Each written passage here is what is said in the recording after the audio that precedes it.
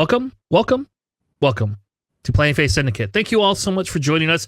This is episode 62 of our Star Wars Unlimited podcast. Tonight, we are going to be talking set 5 because if you hadn't noticed, everything dropped. We covered all the cards, and now we got some decks that we want to share with you that we've been kind of working on the side. I also attended a PQ in Indianapolis and made top 8, so I kind of want to talk a little bit about my run going into that. And if that's not enough, we are going to officially talk about our pre-release guide, and Alex is going to walk us through pre-release shenanigans because, yeah, that's coming up in like 3 weeks. So we thought we'd get it out early before we forget about it or go on vacations, and just wanted to share it with you all. With that being said, please welcome to the show my co-host for tonight, Alex the Benchwarmer. How are you tonight, sir? Other than being lightly insulted, I'm fine. It's a bad habit. Like it's because JJ's not here, and so it's like in my head, I was like, I gotta find another guest, and then I was like, it's too late. I don't care. No, I'm doing okay. I got the Story Showdown that I'm running this Sunday in 5 days, so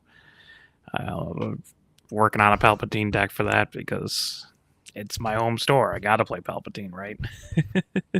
Yeah, definitely should be playing you some Palpatine. I got it down to about 61 cards, which is normally okay if you're running Data Vault, but I'm not running Data Vault because I'm Palpatine. I'm not doing the mono green, so we'll see. Hey, you can still run 60 cards. Like, don't let it stop you, man. Like, what does it matter? We proved it works. We proved this works, and you're just gonna give up 3 health. I don't get the extra 3 health. Oh, who That's cares? The problem. You don't need 3 health. Get out of it. Just do it. We'll see. But I'll be excited to see what your Palp list is. We'll talk about that next week. Once you finalize the list, we'll talk about it. What didn't make the cut and what didn't make the cut. And I'll be honest with you, I'm a little excited since we've got a bunch of Force stuff coming to kind of try to put a Palpatine deck together for Galactic Championship this year. Like, it's on my radar. I really should just go get a Palp Showcase. I guess if somebody owns a Palp Showcase and wants to trade for a Han 1 Showcase, I think I would probably just do that at this point. Maybe a little bit of cash for the difference, but I think for the most part, I'm just on board with just get me a Palpatine Showcase, and because I haven't played Han 1 in, I don't know, like 2 sets now, I think. So I don't know. Showcase is still my favorite showcase. It looks so slick. It's so simple, but like cool. I love people sitting in thrones, so fair enough. I have all the showcases of people sitting in thrones. There's 3 of them. Is Snoke going to be in a throne? They didn't release his showcase yet. Okay, his showcase yet, but I would assume so. So I'm going to buy that as well. Well, you'll have your little throne collection. We'll have to get you a throne to sit on. Other than him in like a tube, I don't think there's really much shots of Snoke outside of a throne, right? So I would hope not, personally. So it would be weird if it was. Maybe him dying on the floor. Maybe that's the showcase. You know what'd be really cool too is, okay, so you should like that. I talked a little bit about that last week where the gentleman had the Akbar on the little trike because that's what his showcase looks like. It's so cool. You should build a throne for your Palpatine showcase to sit in, and like out of Legos, because I guarantee you could do that, and then you could just use it for any of them that sit on thrones. You could just put the showcase in a throne and be like, here you go, guys. I just need to own Legos. All right, you could pick some Legos up pretty cheaply, Alex. You could probably get some pretty cheaply. So. They're kind of expensive. Yeah, loose Legos are probably pretty cheap. Yeah, you only need a little bit. It's not like you get a couple pounds for like $15 and maybe 30 at the most. I don't know, and then you build throne out of it and sell the rest of them. You know, sure, get your money back. So, well, what do you want to cover first? You want to talk about Indy PQs? You want to get into new lists? What do you want to get into? No, let's talk about your run at Indiana. It was cool. Right. Yeah, so I decided to go last minute to the PQ in Indiana, and I'll tell you in terms of play level, like I really like competitive play level, and I really do want to continue to do that. I will tell you on the negative side, I will probably never in my life go to that store again, ever. Like I just will not go there again. It was Family Time games, right? Yeah, which like we had X-Wing there. Like that was Crossroads. We did, yeah. That's part of the reason I wanted to go is because they always had good stuff. Yeah, I was talking to somebody else and was told that all of the prize support they ever gave out was donated by fans and by people of the game. That it was for X-Wing or for X-Wing. Yep, okay. for X-Wing. Yeah. So, of course, we don't have the same setup. So, okay, so I made top 8. I had 1 loss, and I ID'd in 1 round. Guess how many packs of cards I got? 1 per win, 5. Yep.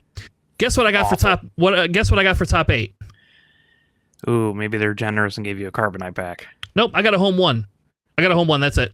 That is surprising. And I got free pizza that I could not eat a lot of anyway because it was warm in the store and I didn't want grease all over my fingers. And great. You are playing a card game, right? Yep, we are playing a card game. And I'll be honest, I've gotten used to the don't eat during tournaments as much. Like just your snack foods, like your nuts. And like I brought some cashews and I had some turkey jerky in the car and some Jolly Ranchers, right? And like I'm used to that type of thing. And whatever, if we get a few minutes for break and I can go get a nice, like a quick meal, great. Like they had White Castle and they had McAllister's. That's if like I had it my way, I would just go pick up soup and a sandwich from McAllister's, like a half sandwich and a half soup and call it a day. But I will tell you, like accommodating wise, like the store accommodates. It was nice. Like it was warm in there, but like I don't think that's all their fault, right? Like I mean, it's warm out and muggy. So, but I will tell you, the price support was just god awful. Like that. Like okay, so when we went to Lansing for top 8, I received 2 boxes.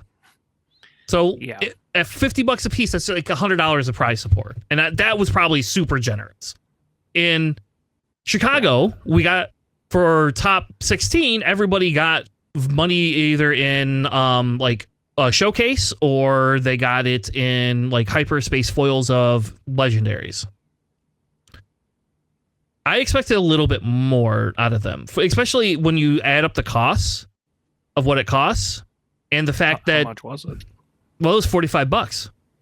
So 100 people puts you at $4,500, right? You figure $6 a pizza, right? They bought 50 pizzas, so that they spent $300 on pizza. He did buy coffee and donuts for people, so you figure another, let's just say $200. So in total, they spent $500 in food, which leaves $4,000 left. I think we calculated out less than $1,000 of packs were given away. So where did $3,000 go? Like I get you got to make money as a store, and don't get me wrong. I don't always think stores have to be loss leaders, but that feels a little bit lopsided compared to like what we got, even what they were giving away for anybody under top 16 in any other tournament we went to. People got like minimum of like 3 to 6 packs. Yeah. So, like at recess games in Ohio. See, I got 11th, and that was like 6 or 7 packs. I think it was 7 packs. Plus $10 store credit. Everyone in the tournament cost $40, but everyone in the tournament got $10 store credit. So it's like it kind of costs $30, but you know you have to spend 10 of it there. But they're a huge, incredible board game place, so that's really easy to do. I'll say I know exactly what I'd be buying if I was in there, so I wouldn't have any issues. Like I would find something immediately to spend my money on. I think the people I drove down with, I think they got at least like 3 or 4 packs each. So I mean they. I'm not sure if they went negative, but they weren't like top 20. Mm-hmm. Yeah, and I'm used to like some of the lower like levels in the PQ getting less stuff, but like I'm not used to making top 8 and not getting anything but one promo card, and it's like okay, thanks. 5 packs and a promo card's pretty rough for $40. Yeah, 45. Yeah, and pizza. We got pizza. We could eat half a pizza each. So I guess again, there's that, but. Whatever. Like, I mean, there's some people there that definitely could have eaten more than a half pizza. I had 2 slices, so whatever. Like, I mean, and again, I just told people, I was like, hey, I'm only having 2 slices. You guys can all eat the rest of it. Like, I don't want to eat this for dinner. Like, it's fine, and it was Little Caesars pizza, so it's not like it was like frozen pizzas he microwaved or something like that. I mean, it was at least like okay pizza for what you were getting. So it would be better if we had better pizza. But again, whatever. I don't. That is like an above and beyond type thing. I just can't afford to travel and do that all the time. Like that just feels a little unreasonable, in my opinion. And it was what, like 3 hours for you? Because you're on the wrong coast of Michigan? Yep. 3.5 on average with gas and stop time and stuff like that. So it's not too far of a drive. I probably could have made the drive in at least on one of the days myself, but I don't know. So I did contemplate driving out at like 3 in the morning and showing up, but that'd be pretty rough. yeah, that would have been you could have you would have you So I wouldn't have a place to stay. I'd be driving back. No, well, you could have stayed at we had an Airbnb. You could have stayed at the Airbnb. There was you could if you brought an air mattress or a little cot. There was so much room in that Airbnb. Like it was the Airbnb the guys got was very nice. Even for the money, it was nice. So, I was very pleased with that, and it was very fun. I don't think I've ever roomed with Staniszewski before, so I have a picture of him falling asleep sitting up in the chair. So we were we got that when we roomed. I was like I wanted to just be like, hey, it's 10 o'clock, but you go to bed if you want, man. Like you got the young kids, so you're probably used to going to bed early. You know, like Damien and I did not go to bed early at all. So. But yeah, so it was like the experience itself was fun. I don't enjoy the prizing that went on, and so my run was the first game I played was okay. I guess I should tell you what I played. I swerved. You pulled a me. Yeah, you pulled a me. I played something that I'd only been practicing for 2 weeks. And I want to give a shout out to Eric from our locals. Eric actually is the guy that turned me onto this deck, and we talked about it. And I was hesitant. I started playing it, and I was struggling with it. Online, and I was just losing, and I couldn't figure out why I was losing. So I was going to abandon the deck and just run Kira. And he's like, I'm telling you, there's going to be a million Kiras there. I'm telling you right now, if you run this deck or the blue version of this deck, you will top. I guarantee it. And then I topped. And he spent time working with me on the different play lines for the deck. And then so I had all the cards. I talked with my son a little bit. He'd been playing the deck, and I said, screw it, I never play hero. I'm just gonna play hero. And it was funny because Staniszewski, I was debating the deck the night before, and Staniszewski's he's like, well, what are you gonna play that if you lose ever like 3 or 4 games that you're not gonna be pissed off at? And I was like, probably nothing. But this deck is at least fun. So Han 2 Data Vault is like the deck I picked, and it is actually very fun to run. There is a lot of choices that you have to make inside of the deck, and so I think it's not a deck you could just pick up and just play. But I do think like the ability to counter the board, there's so many tools in it. It felt very close to like a mid-range Palpatine deck to some extent. That's really what this felt like. It probably why I picked it up so fast. I did play that for a little bit. And then I switched to blue. I kind of just like the blue version a little bit better. I kind of like just having the oh no, rivals fall kind of thing. I like the redemption. Luke obviously. So. They're both really solid decks. Yeah, and who knew cheating a unit out for one less would be good? You know, like. Yeah, right. It hasn't been a thing since the start of the game. Yeah. So that's like that. I kind of was a little down, I think, on Han 2 until I started playing this, and like I'll be honest, I'm pretty high on Han 2 for set 5. Like, especially Han 2 Blue for set 5. Has gotten quite a few tools, and I'm not ready to share my deck because I'm very tempted to make that my deck for Worlds, because that's it's a little outside of my style range. I'm not like a super big into blue red hero, but there's some cool shit that we're getting. So this was the top 8. It was won by Cad Bane Blue, who also weird because I was playing that a couple weeks ago. Yeah, he was actually playing Cad Bane Security Complex, we found out before this. And really the only thing he changed was the base. So and then of course Ray Tan came, thanks to Ray. Maybe we'll get him on the show one day. He's the guy that gave me my 1 Swiss loss and knocked me out. So thank you, Cad Bane Tarkentown. Like that must just be like that deck I played just. Well, I mean, must hate it.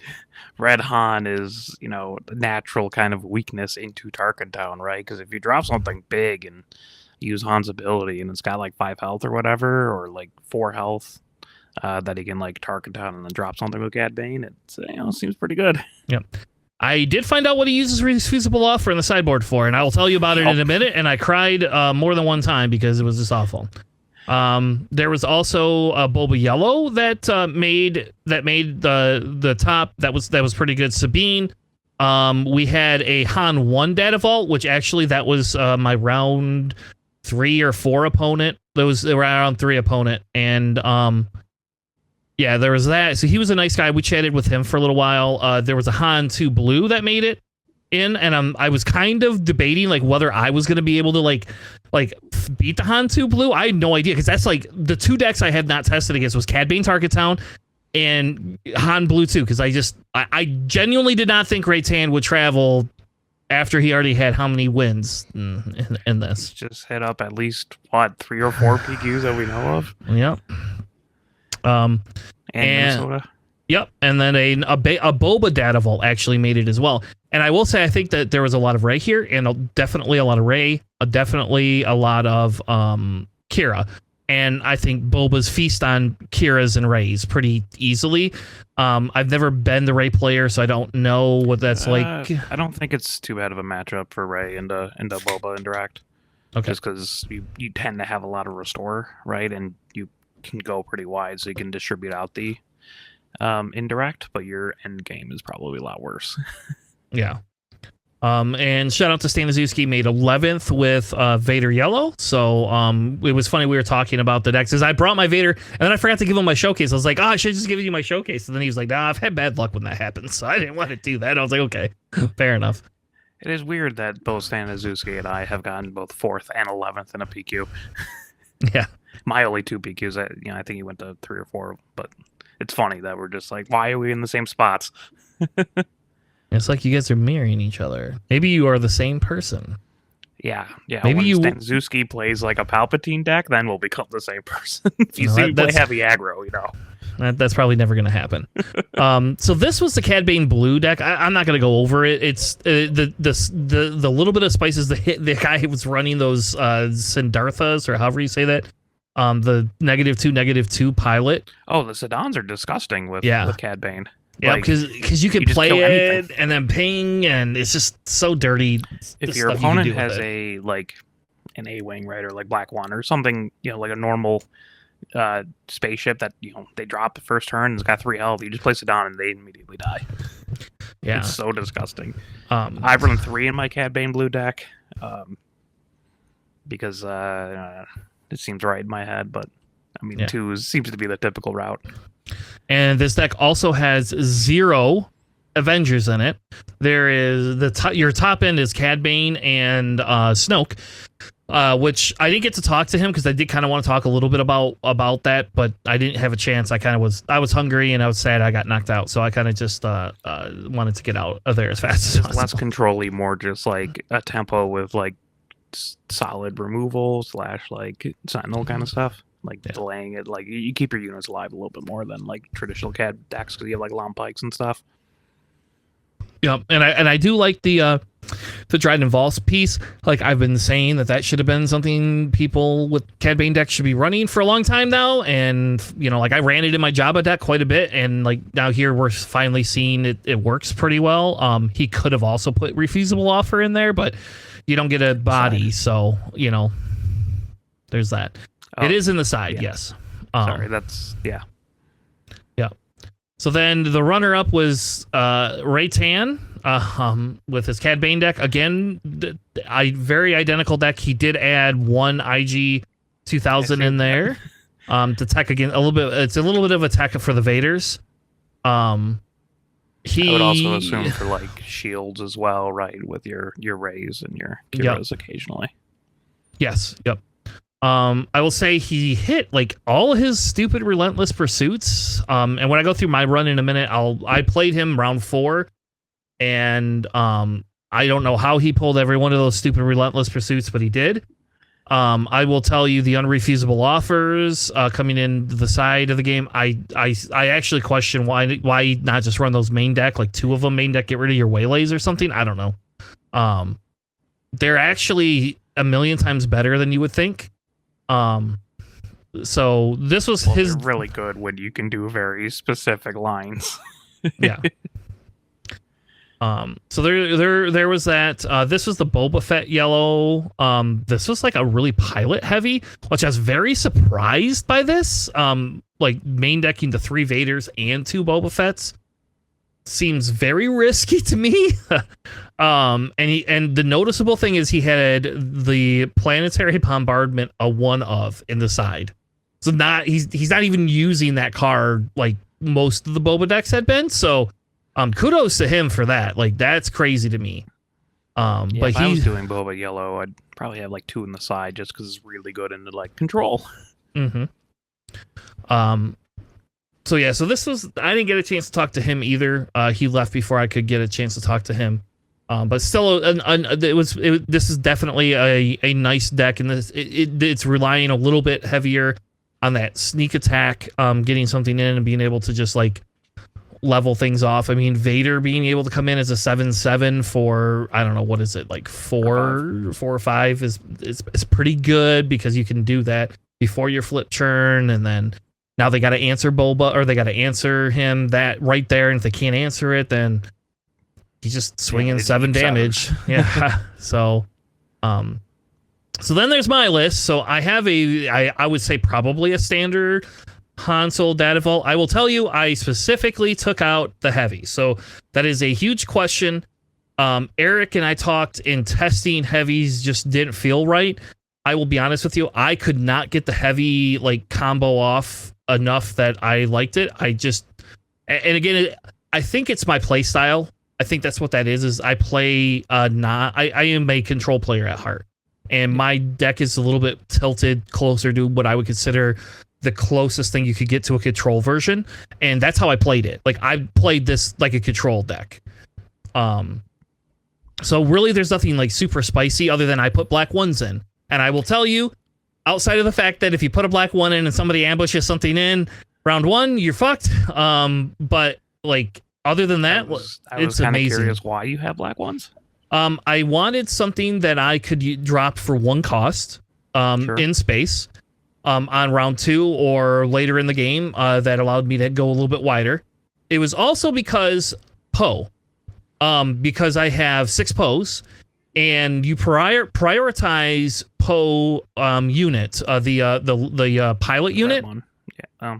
No. You prioritize the other. That's the second priority, but the first priority is that guy can be played on churn. What is it? 3? Turn 2. You can play. Yep, because you do the damage to him and then just move him. So if you play black 1 and they can't kill black 1, you immediately can play Poe onto that ship. Plus you have an X-wing as well in space, or you could put Poe on the X-wing. It's inconsequential what you put it on, but if you put him on the black 1, that black 1 is now got a +1, so it's now a 3/3 naturally with whatever Poe adds to it. So he adds that other 2. So now you're a 5/6 that also pings for 1 damage. So I can hit anything with 6 health, and usually I'm at that point early in the game I'm living. So you ambush your blue leader into me, you better do it before I put Poe out there.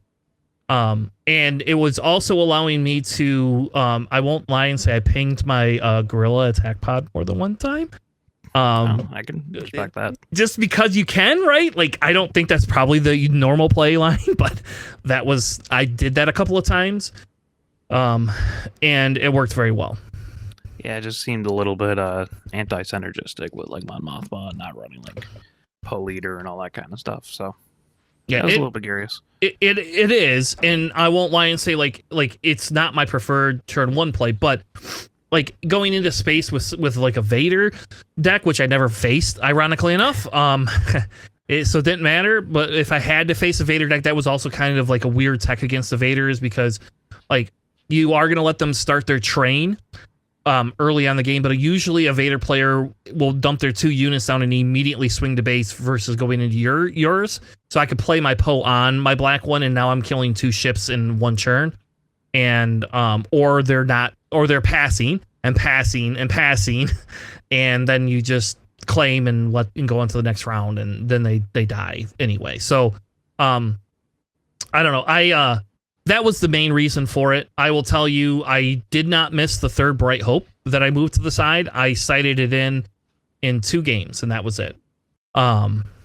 And I like the Mon Mothma train, but I'll tell you what, it's really dumb if that's all you're doing for 2 rounds. Like, yeah, it's not like my hammerhead can hit for 6 or 7, and I won't lie and tell you that that's fun. Like, that is super fun. But other than that, like, the 2 bombing runs were obviously for the Vaders. Those probably could have been sighted. I originally had open fire in there, and I swapped that and open fire out. Open fire was for Kira, and then I just found bombing run actually works better into Kira than most anything else. So I actually found a question why your main deck in the bombing runs over the open fires that you have on the side. Yep, and that's 90% of what it is they'll flip Kira. I will usually have a ground unit that they're gonna kill anyway, so I just run it into Kira. If she swings to base, so's life. If she doesn't, I wipe their board. And I won't lie, there was a guy we played 2 games against, and that I did that. Like his Kira, I felt bad for him, but his Kira, he took his Kira and then like he flipped Kira the first game, and he had a Kira, 2 of the phase trooper guys out, and a Pike Sentinel, and none of them had shields, and they all had damage on them. And then Kira flipped, and I didn't even wait. I just bombing run. I took 7 damage, but that was the only damage I took to base that whole game was that 7 from Kira. And then, yeah, like I didn't even flip Han that turn. I just literally just like waited like for it. Bombing run also lost me a game, by the way. So there's that. There's the Tanner makes a mistake. I added a 3rd Recon in too. That was kind of I dropped a Wrecker and went 2 Wrecker and 2 Mace and 3 Recon. And that was a Staniszewski suggestion. And I will say the Recons did not perform as well as I wanted them to, but when I needed him to protect Han, every game he protected Han. He was a big obstacle, except for Raytan liked to capture him. So how useful were the triple Chamsadulas? Oh, insane. Oh my god. Like they would you play that much ramp? Yeah, like well people or it stopped the ramp. Like I had the first time the Kira guys like, yeah, I'm not gonna play ramp against you. I was like, okay. And so he didn't. Yeah, he did. Thanks. And then so then the turn I dropped Han, I dropped the Chamsadula, and he's like, "Oh, you're not gonna hold it." I'm like, "No, it's 5 damage." Like kill it. Yeah, kill it. So do something. I'm gonna. No, I dropped it on curve. I was like, screw it. I'm just gonna pay 4 resources for it at this point. Like, but I will tell you, like, you don't need to ramp with this deck, to be perfectly honest with you. Like, you honestly can cut Chams. Like, you could cut Chams just out of it if that's what you wanted, or move them to the side. I have them on my side. That's why I was curious how useful they were. I found them very useful, more or less because of the threat that if people didn't know, like when they couldn't see your list, it sucked. Like against the one deck I did not need or needed them against, like the Ray deck, the Rays didn't ramp. Only the Kiras and the best is the Hans. Like if Han 1 ramps, I just play Cham, like every time. And I will tell you, there's a second use for it. Okay. So let me tell you the second use for Cham, which I screwed up, and that's lost me a game to Ray Chan in the finals. Is you can play Wrecker on 5 resources, yep, and burn it, and now you're a resource down, and you can play Cham next turn and get your resource back. I mentioned that in the podcast a couple weeks ago. Oh, well, good. I must have been listening because I did that 3 times this weekend. Like 3 times. You can just deramp yourself and then put it right back up. Yeah. I definitely did that. Like I 100%, like I actually use Cham more for that than against, like I used it against the Kira ramping decks too, but I used Cham for that. The one time I didn't use it was against Raytan in the finals, and I should have, and I held it, and I was like, all right, I'm going to hold it a turn. I really want to play my Hammerhead, and I didn't play it, and he bazined me. And then I never saw another Cham the rest of the game. So I cried a little bit because he was a whole resource ahead of me at that point, and that made it really hard to do anything. But I think overall, this deck is insane. I will tell you, like, the home 1, I'll be honest, the home 1 is, like, the only thing that I don't care about, I guess. Like, and I don't care about the Sentinels either. Just as an FYI, and maybe that's because I'm a control player at heart. Like, I trade my units more than I probably should. And I like the stupid echo based defenders, whatever. They were there. They were just there. They were not great. Most of the time, people swerved to the other lanes and then they just sat there. I mean, they did 4 damage, right? You know? I mean, they're semi-relevant still. Yeah. But like the home ones, the only thing I ever pulled was the blue leaders off of them. I was going to say it's really, really good with those blue leaders. But like, you know, depending on how it is, you wait like another turn for hole 1, then you can drop down like your bright hopes, or whatever. There, a lot of games that I've played against like blue-green hero, they just like, well, we're at 12 resources now. I guess I'm just gonna play another home 1 and then drop a Luke because my own home 1 died because I just replaced it with this one, and that gets silly. It does, and the blue leaders were really crazy. I will tell you, I time lead. Again, I had to play a mirror match, and my mirrors were different. He sided out his crates, and I feel bad for him. He's like, you should not have sided your crates out against me. Why would you side out the Great Dragon for the mirror match? Don't know. That's your end game. That's kind of what I thought too. So I was a little confused after he did, like, cause I played crate, but he didn't have like crate. You know, I was like, all right, well, I think I just win. Just gonna end it faster. Like, I don't. He did try. I don't get that. The second game, the second game, he had me on 4 health. Like for 3 turns, like I I time lead a home 1 into his home 1. Hell yeah. And like then brought back a blue leader and killed his blue leader in space, or his red 3, sorry, in space. So I killed red 3 and a home 1 with 2 units for freaking 9 resources, and I restored 3. Yep, it was great. I was like I just kept taking damage off the base, and I felt bad because I was like he should have won that second game, but like he could not, like he couldn't pull anything like to save his life. It felt like, and then when I found out he got rid of the crates or something, I was like, what? I never do that. Like this game is you and I, who plays the crate first. That's almost what it almost always is.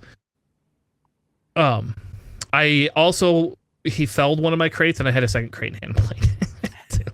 That was a feel bad. I've done that so many times to people. I'm just like, I play this crate dragon and I sit and wait for your removal, then I just drop the second one next turn. Yep. Like, I won't resource it if I have 2 crates in hand. I'm just like, no, they're just gonna out the first one. Yep. I will say the loss I had. So Ray Tan was my round 4. So my first round was a Ray Data Vault, and I think the guy was a little bit. You could tell he's a little bit newer because we almost went to time with 2 games, and I don't think I didn't hit Crate Dragon resources. So, yeah. Rough. Yeah, so I'm pretty sure it was just understanding that and how to navigate that that matchup. The second round I played Akira, and I was excited to play the Akira for 2 reasons. One, because I think this is a better this list kind of can eat Kiras if you know how to play against Kira. And 2, I play Kira all the time, so like I know what's in your deck. Like there's nothing in your deck that can surprise me in any way, shape, or form, and I can almost always predict the 2 lines that you're gonna play because I play Kira so much. So like I knew what was coming, and like the first round they wanted me to play something, he passed, and I was like, you're just gonna power the dark side me, claim. Claim. I was like, screw this. And then the next round they like I passed, so they play the Pershing, and it's like, oh, I'm gonna throw my blue leader down, or my Mon Mothma down now. And I will tell you, it's Mon Mothma is such a feels bad. Like he flipped his Kira, and then I had Mon Mothma, like I said, and I swung into Kira. And then I had brought open fire in, and then, like open fired her, or not. Yeah, I open fired her. I swung into his sentinel, killed it, and then open fired her. So it was just like I killed 2 units with a spell and a Mon Mothma. So like Mon Mothma, like don't get rid of her. Do you appreciate that you can hunt to the blue leader and then have it go to ground and then instantly kill Sabine and live on 1 health on her flip? Yep. Yes, you can. It's so good. Yep. I will tell you I actually a couple of times played blue leader on 2 resources. Just like I just Hantu'd it in and killed whatever they put into space. And then the next turn, I had a second blue leader. And the best is when Mon Mothma pulls you a blue leader and you got one in hand, and then you pull a blue leader with her, and then you put the other cards in the bottom, and then you pull your third blue leader. You go, hey, I think the game's mine. Like, I don't know what you're gonna do. I could play blue leader for 3 turns now.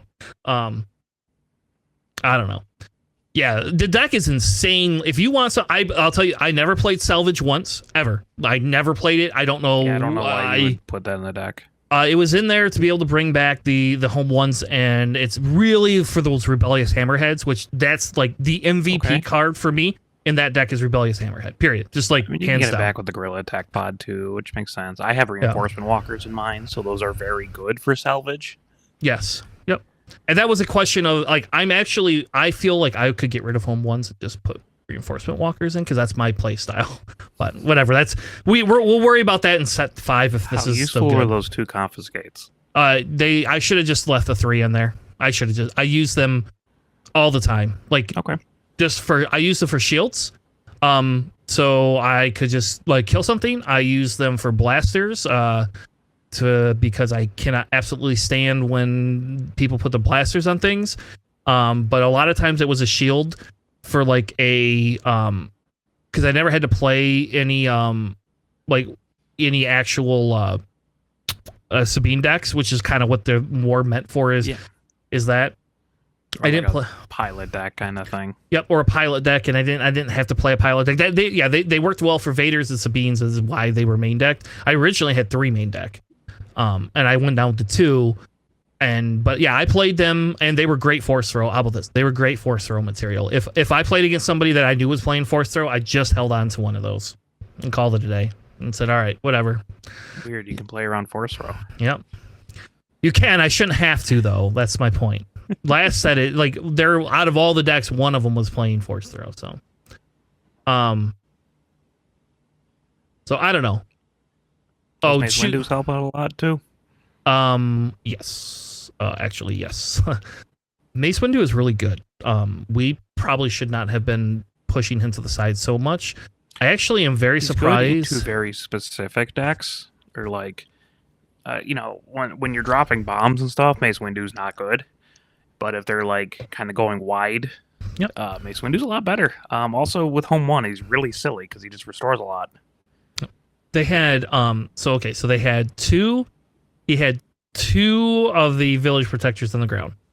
I had a confiscate in hand, and I had Mace Windu in hand, and then I had 1 unit on the ground. So I confiscated one of the shields, swung into the other one to kill the shield, dropped the Mace Windu, killed both of them, and went to base. So I don't know, man. Like, that seemed pretty good. So and I had 1 health left because I paid 1 less for him. So I don't know. I was very happy with having 2 of them. I had actually nobody was really running that as a main board. I threw 2 of them in there. Just like the Chewbacca's, I threw 2 Chewbacca main board as well. Yeah, I usually side my Mace Windu's for these kinds of decks. Yeah. Because again, they're really, really good into very specific kind of stuff. But I guess if one of the biggest decks is Rey and Kira, that would make sense that you can main deck it and do pretty well. Yep. And I played 2 Kiras, so I played 2 Kiras, and I played a Han. Like, I mean, I'll tell you, the base was still actually pretty relevant into the Hans, because I could play a bombing run, and then I played Mace and cleaned up 3 units. I mean, I lost my Mace, but I was able to keep Han at bay a little bit with Mace Windu, so I don't know. I think there's more value than before. Like, Cassian is kind of the same way. Like, you want to know how many times I played a Cassian? Like, twice. Outside of if I wanted to turn 1/3/3. Yeah, it's a Battlefield Marine on turn 1, basically. Yeah. Like, I did smuggle them, like, in the mirror match. I smuggled them for the game win. Like, I had 3 of them in my resources. And, like, they just couldn't compete with the resource curve. And I could have played all 3 out. Not all 3. I could have played 2 of them out that game and won. I didn't have to, but I could have. So, I would normally tell you that Chewbacca's would not be worth it, but it was nice to be able to put a Chewbacca on a blue leader, or the red. Like, the red 5 is by far the best card ever. You be like Justin and just shove him into a reinforcement walker. You can do that too. Because man, is that a problem? Yep. And so that was my loss to Ray. I went my round 4 was Ray, and I lost 1-2. The first game I really didn't see much, and he just kind of like really took over. I will tell you, I was very nervous playing against him. And I you would think by now I wouldn't be doing that, but it's somebody like that I kind of, like I respect him playing in the field. He's a very good player, and yeah. So that was the game 2. I got a hammerhead, a second hammerhead, and he had to waylay one, and then I got to play it a third time, and I had 3 hammerheads, and he scooped. He's like, "All right, I'm done. Like let's just go to game 3." He's like, "I'm not going to continue to play this. This is ridiculous."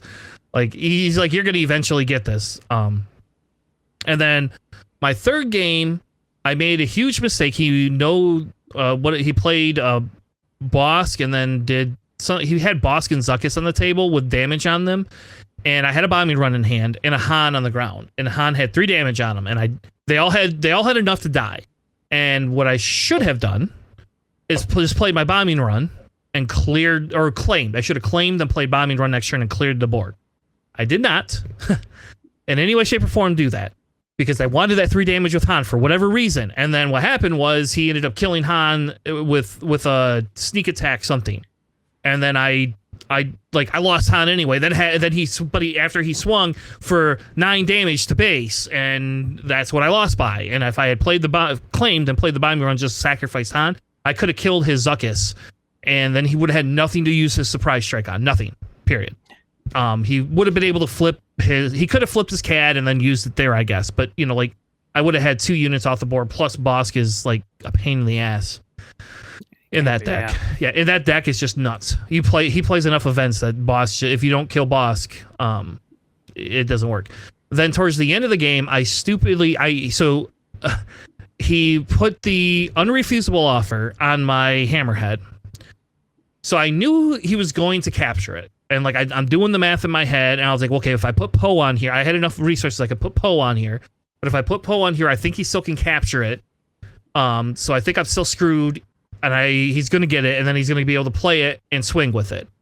And he's going to have Cad Bane down. And so I swung in with it. He played refusable offer, and then what I did is I put the gorilla attack pod on the ground, and I thought, hey, you know what'd be really nice if I just put 2 damage on it? I could swing 6 to base.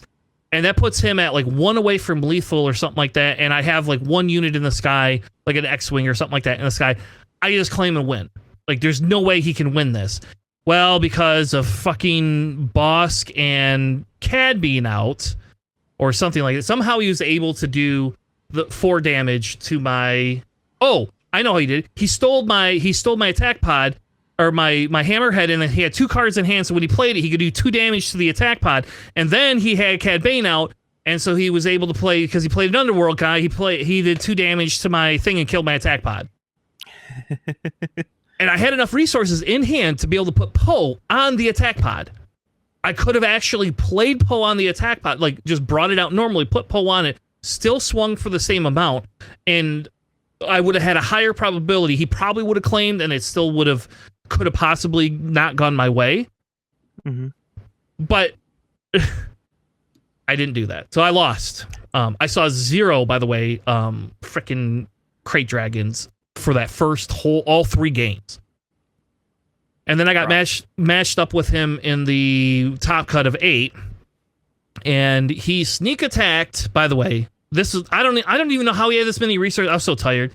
He sneak attacked in a Cad Bane to take one of my units with the unrefusable offer on it, play it, and swing to base with both of them. It's pretty nice. Yeah, I was not very happy. I didn't personally think I could win once I got paired up with him. That was he out of the top cut, he was the one really bad matchup. The other Cad Bane probably wouldn't have been much more fun to play against, but the blue piece of it doesn't scare me quite as much. I don't think as the red piece. That Tarkin Town can really do some work when it needs to. And Ray's just a really good player. So yeah. he technically, I don't think, lost any games or any rounds, because his last round he conceded to whoever was there, which sucked for me because when he conceded, then we got paired up again.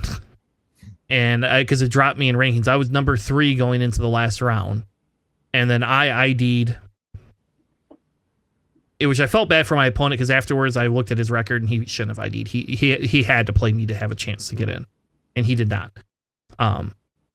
So I did kind of feel a little bit bad for that. And it was a Ray data vault. So like as soon as like we ID'd, he's like, yeah, I didn't really want to play you anyway. He's like, you're a bad matchup for me. He's like, I'm probably not winning this matchup at this point in the day. And I was like, well, reasonable.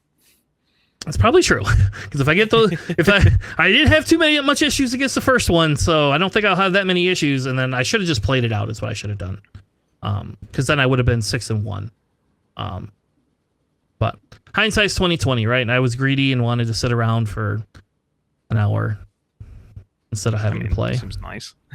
Yeah, I mean, Ryan told me that, you know, like if you know you're gonna get top 8, you always take the ID, because you want to guarantee, that's the guarantee. So even though you got stuck playing Ray Tan, which was crap luck, the guarantee was that you could actually play in top 8 no matter what. So I had the highest, whatever, O&W or something like that behind. Yeah, I'm not the person to ask for those things. I'm just like, I don't know. Well, you're a math guy, so I don't know.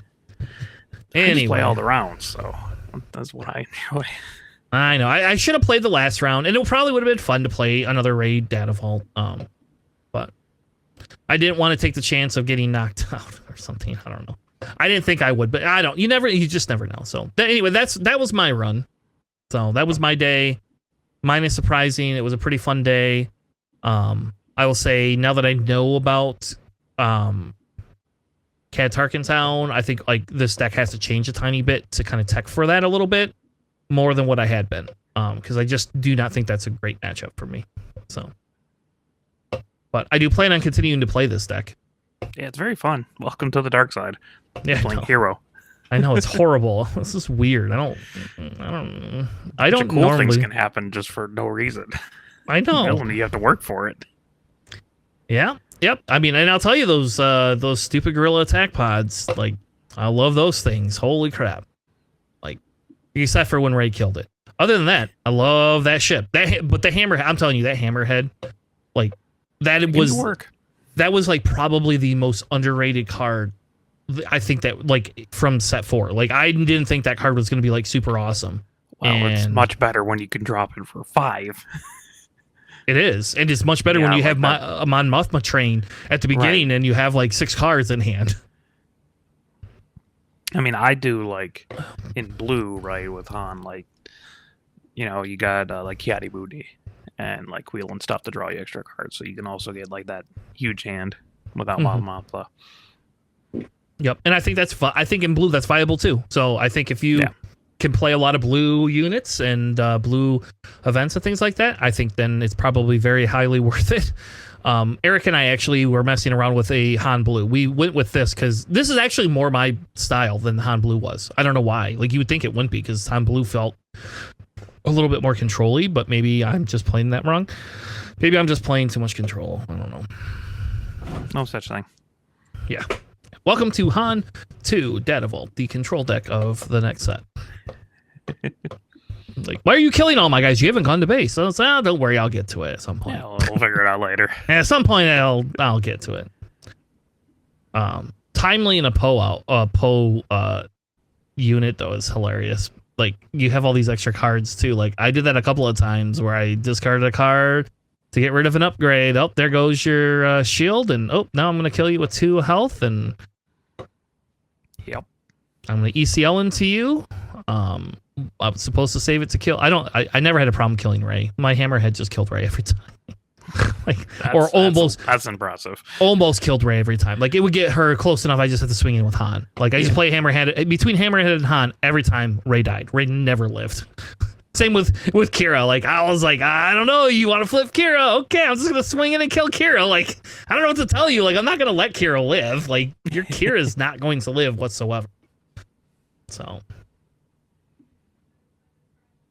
all right. Well, let's not talk about Han anymore for a while. How about that? let's not do that. That was the longest segment I think we were.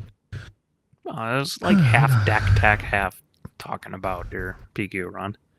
Yeah. So, all right. Do you want to talk new lists next, or do you want to talk about your pre-release guide? I think it would make sense to do the pre-release guide, right? And then we can talk. Well, yeah, I didn't really care either way. You tell me, whichever you want, baby. It's your show. Let's just talk about lists. Yeah, my show. All right. I know how much you love your list, so let's talk about that. I do. I'm so excited to tell you guys all about some new lists for our For a Cause segment today. We're going to be talking about Legends of the Force early deck lists. I've got a couple of them. The first one's super easy. I wanted to update the Vader 4 because everybody thinks I'm crazy. And I keep trying to explain to people that I've been playing this deck since the beginning. And I have started testing this deck again. And I will tell you, if you are building a deck, you must build space units in or have a way to deal with Vader, or Vader's going to win. Stop with this whole, everybody wants to get the Force, blah, blah, blah. Great. It's great. I'll tell you what, you don't got space units, this deck wins, period. It's just going to walk all over you guys. Like, hands down. It's just going to just walk all over it. I was about to ask if you're just like, yeah, I don't think you're crazy for Vader because everyone's going to try out these Force units. Mm-hmm. Yep. And then, like, they don't really have a lot of space, so you just run them over, I'm sure. Yep, so far I've had nothing but success with it. There's a few decks that are still running space units, like the Han ones the Han ones gets a little bit better this next set, I think, and they run space, so they have a way of doing it, and they're just going to tech freaking Eager escorts, and that's what's going to happen. Han ones are going to start running Eager escorts. So the cards that I added in here that are different is I actually added those Forged Starfighters. I added 2 of those. I bumped up my droid. I guess I'll just go over the whole list. There you go. We'll just go over the whole list. There we go. Instead of just me trying to tell you what I added. So we have 3 of the droid. What are those droid Starfighters? I don't know what they're called. Droid Starfighters. The 1/2 Saboteurs. Saboteur Vultures, yeah. Yep, 3 of the First Order Ties, 2 of the Forged Starfighters, 3 Mining Guilds, 3 Republic Y-Wings. I put 2 Exegol Patrollers in. I dropped down to 2 of the Victor 2 pilots, 3 No Good to Be Dead, 2 Surprise Strike, 3 Banking Clan Shuttles, 3 of the Eager Escorts, 2 P-38s, 3 of the Sanctioner Shuttles, 3 of the AT-AT haulers, 3 Victor leaders, 2 Waylay, 3 clone squadrons, 2 scimitars, 2 of the Geonosians, and 3, I want to say bombing runs, but they're overwhelming barrages. Yep. The sideboard is the kind of spice. Like this is the one. Just ignore the 1-0s. These are just the cards I'm testing, right? So like just as an FYI, like just ignore some of this stuff. The swoop downs were something that people have started to put in there, as well as the Lurking Ties and the Bazines. Like those are all kind of like standard. They've been in there, and the Confiscates were in there for Mira matches and Sabine matches. Psychometry I've been testing out, and it works decently well. Playing a lot of vehicle decks, right? Like all of them have the vehicle trait. Yep, and it works really well when you're playing against ECL decks. So how about that? That's what it's there for, is like, that's why I think it's a sideboard card versus a main deck card. I could be wrong. Maybe it's just that good it needs to be in the main deck. But I like it because of the fact that like I can bring things back. Like I could get my Victor leader. So there you go. It's for Victor leader. Let's just be honest. That's what it's mainly there for. Or your clone squadron, I'm sure. Or the clone squadrons. It can also pull an AT hauler out if they after it gets killed. If they don't play it right away. So, like, once it's not in your discard, they can't touch it anymore. So, at least that's how. But you don't remove it from the discard pile. You just select a card in your discard pile, look at the top 5, and then draw the card that shares a trait with it. Yeah, you're right. That's right. Maybe it's 3 lessons is the one that brings it. What's the card? I have a card in there that brings a card back. Oh, I got rid of Selvages. Now I sound dumb. I get rid of salvages. Although it is funny, if you kill them, they don't immediately bring it back. You can salvage it back open. Yeah. The Banking Clan shuttles in there are the kind of the test. They're one of the tests. I'm not going to tell you that. Sense. Yeah, they're nice for ECL type decks again, or anything that wants to kill you. I actually have found I probably don't need 3 of them though. They're probably 2 is fine. I mean it's a 3/3. Yeah, So it's fine. It's a 3/3 with the practical guarantee that you're going to swing with it next turn, basically. So yeah, and this deck you can dirtle like a lot, and like that's the problem. So what'll happen is you can swing with your units, and they'll probably pass because they want to kill it or something like that. Because you just got one damage units, then you play it, and then if they can't kill it, so they have to claim. So then they've basically wasted their resources, and that's why I like it is because it either forces them to waste their resources, or I get a guaranteed swing for 3/3/3, and like that's just huge because it creates a token. And then now I got a whole nother churn that I have other cards I can play. So now you got to pick what you want to kill. So that was kind of the spice. I'm testing out these Exegol Patrollers, and I know like the Overwhelm is not really. I don't know. The Overwhelm has kind of helped. Okay, but they seems like not fairly relevant. It's not. Their Overwhelm's not really relevant. It can get pinged to death pretty easily. But it works. I've had it work very, very, very well with Surprise Strike. So if I play it and they don't have something out to kill it right away, I can bring like if they play a Falcon, for example, the next turn, I can now Surprise Strike that stupid thing into a Falcon. I get 1 damage Overwhelm to base and get to create a token. But they don't get to upgrade their stupid Falcon. That's what I care more about.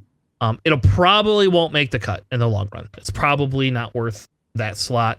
And I'm probably better off going back to the TIE Daggers is probably what I'm better off going to. The other one is the Scimitars. And DAC really, I'm sure they're really good Vader targets.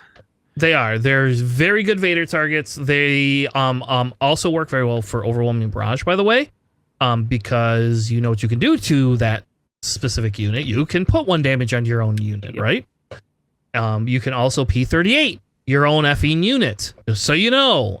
So they're like, people were laughing at me like, oh, you can't do anything. But having, I don't know, like a 5/4 or 6/4 or something like that with 1 damage on it, or 3, I guess, because it's 3 health now. I liked it, and yeah, you put Vader on this thing, and oh man, like, I don't know. Yeah, I mean, it swings for a lot. So to immediately do something about that. Yeah, so I mean, like, I like it because it gives me another Clone Squadron target. That's why I like it a lot. I just really like it for the Clone Squadron target. So I have something that does similar things. Like that Clone Squadron, if they control your board, does nothing. This, on the other hand, does do something. And if I have a Clone Squadron and one of these out, what are you going to kill? Like, you're going to waste all your resources killing the Clone Squadron? No, you should be killing the Scimitar. That's what you should do. And you have to fully kill it. You can't just like put 2 damage into it. You have to kill that thing.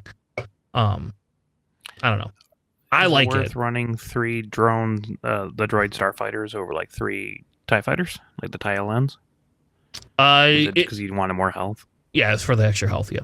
The spot that those were in were the forged starfighters. I started testing out because they're hidden now. I find it's actually less relevant on turn 1, but it's a guarantee they can't like kill it. So for the most part, and it is a raid one, so it is a 2/1 if you think about it. It's really the same thing. Yeah, I don't mind them at all. But that's that. So I used to run 3 or 2 of the droid starfighters and 3 of the TIE LNs, and I kind of swapped it. I will tell you that Saboteur though with Vader on there is really dirty. Just as an FYI, like if you don't kill that thing, I will actually put Vader on that over almost any other ship, except for I guess the Scimitar. I like him on the Scimitar too. But okay, outside of like the Scimitar just makes him a big target, right? But you put him on that droid starfighter, and you don't have to worry about Sentinels. You just swing to base with Vader. Yeah. So that I bumped it up 1 from the 2, and I like it better for the extra health. Yes. I don't miss the 1 damage that the TIE LN does for the 1 turn. I don't really miss it. Most people leave this stupid thing alone. And it's a vulture. Come on, man. It's a vulture. You know me. I'm a separatist player. That's fair. The other, like I said, the other card I'm testing out that's in the sideboard is that 3 lessons card. I don't know. Have you played around with that card at all, Alex? It seems like a solid card. For sure. I mean, also like people who don't know, because whatever. 3 lessons, 2 costs, yellow event. Play a unit from your hand. It gains hidden and given experience and a shield token to it. Yeah. So you are paying 2 extra to do that, but I feel like you can do that in the Vader deck, right? Because a lot of things cost super cheap. Yes. And it might be worth it putting on like one of your clone guys, right? So it doesn't immediately die if you don't have a lot. But it also seems interesting with like the Eager Escort Fighter, right? Because you drop that, now it's a 5/2 and it's a shield, so the ambush like doesn't kill the unit immediately. Yeah. And that's why I've been testing it, because I kind of wondered if that would just like work out in my favor. You have to pay 5 for that. Yes. So if the 5 is worth ambushing a space unit in for 5, I could see it. Usually it's if they have something that's a sentinel. So do they have a Bright Hope? That's usually what it is. Kill a Bright Hope if they have like a Conquer Dawn Interceptors. They kill Conquer Dons. It doesn't kill a Bright Hope. You're absolutely right, but it sets it up so all I have to do is swing in with one of my stupid ties, and who cares, right? Like, I sacrifice ties all the time. I'm Vader, you know. And then the other card that I was testing, that I don't know, I gotta look up its name because I don't remember its stupid name. No, not Force Speed. Is it the Impossible Escape? Okay, I was about to say, is it the one in your sideboard? Yeah, that's Impossible Escape. Yeah, so that's interesting. Yep, that one says you may either exhaust a friendly unit or use the Force. If you do, either exhaust the unit and exhaust an enemy unit, and draw a card. So you get to, like, for one, you exhaust one of your ties for one, then you get to draw another card, which this deck does not get a lot of card draw outside of those Mining Guild ties. So I'm testing, and I think that doesn't make the cut. A little bit iffy. In my head sim, but like, I can see if it's like a lot of space meta, that might be a little bit more relevant. But like barrel roll wasn't really a thing, right? So I don't think that makes the cut. I think out of those 3, really, it's the 2 of the 3 lessons that's probably what stays in there. The other one is okay, so I don't know. So that's my Vader deck. That's kind of where my head was going with Vader. I don't know if that's accurate or not, but this is kind of. I mean, I've had a lot of people tell me there's no new cards for Vader, and I disagree with you very heavily that there is new cards for Vader. And I will tell you that, like the scimitar. Makes a lot of sense. That thing is so underrated. Holy crap, man! Like, that thing is very underrated, and people just are not going to think about that. And you have to surprise strike something usually to kill it. Or I guess you could have Delphi into the damn thing the next turn, but I like it. I think it's really good. So, all right, let's move on. You updated your Ray Security Complex deck. I see there's still Hondos in there, though. So obviously, man, that card's so good. And Owen Lars. Now you just got a card draw, baby. Yeah, so this is it's an updated version of my Ray Security Complex deck, which was very fun to play. I'm glad you mentioned the card draw, because this is actually like 54 cards or something like that, but whatever. So I got Owen Lars, who is a 0/3 Restore 2 for 1. And when defeated, you search the top 5 cards of your deck for a Force unit, reveal it, draw it. And there's actually a fair amount of targets in that, because, spoilers, I also have Yaddle, Yoda, Luke, Bendu, and Dune is also a Force unit. So you got like 15 targets in your deck for whenever Owen actually dies, but also he's a really good Ray target. Like, I just replaced R2D2 with Owen because he restores 2 and I just draw. And he's blue, so he helps freaking Queel. Yeah, so. And I don't miss, because I have never played a game where Queel hit 100%. And I only have 3 non-blue units in my deck. I've never played. He's always discarded an R2D2 or a Confiscate or something. It's very frustrating. Yes, so triple O and Lars, triple Queel, makes sense, draws card, and restores. Triple Restore Dark, triple Yaddle. Yaddle's a 2/4 for 2 with Restore 1. Power creep. And the on attack is relevant, I guess, for Yoda and Luke. Both make them restore more. I got triple Concord Dawn Interceptors, double Red Squadron X-Wing, triple Village Protectors, triple Yoda, double Size Matters Not, which I love. I know you're not iffy on it. You're iffy on it, but like if you have a Force unit, you can play Size Matters Not and then take down, and it's like playing Rivals Fall. You can do it on any leader. But the really funny thing is like you can put like Village Protectors, Ray it to 3/3, play Size Matters Not. Now it's a 6/6 Shielded Sentinel. Just buffing your own units is really huge in this. Like you can give it to Ray. Mm-hmm. Like swing with Ray. Now you're like a 6/6 or whatever. So that's pretty nice. I like that card a lot. I got triple Doom because experience tokens for everything that's not vehicles.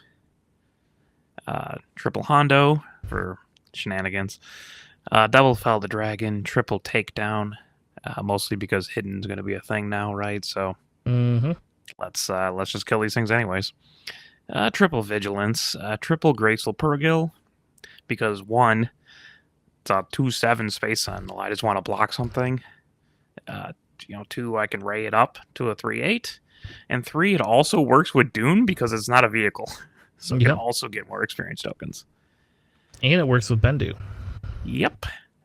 Speaking of triple Bendu, double Cargo Juggernaut, triple Luke, double Redemption, and more secret sauce of double Nebula Ignition because you're just passing around upgrades like crazy. Super fun. It's cool having a one-sided board wipe. I'm gonna laugh one of these times when you have to wipe your own units out. I'll occasionally hit 1 or 2 units. Just saying, it'll be fun. I'll be happy. Sometimes it's a super laser blast, right, where you just blow up everything, which isn't bad. Yeah. In the side, I just have like a restock, just in case I go into like some sort of weird mill control thing. Triple Equalize, mostly for things like Vader or go wide decks. A third copy Fell the Dragon, double Rebels Fall just in case, a third Redemption, and then double Zillow Beast for more endgame stuff. I might run Confiscate somewhere in here.